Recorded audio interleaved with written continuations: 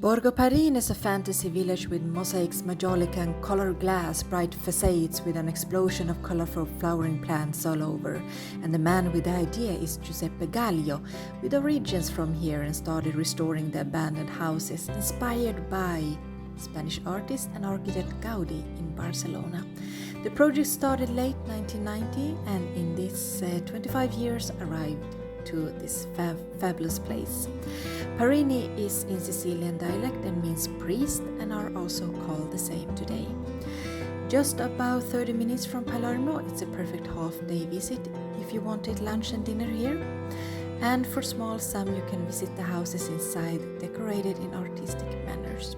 Looking forward to visit this place again in a couple of years and see the development.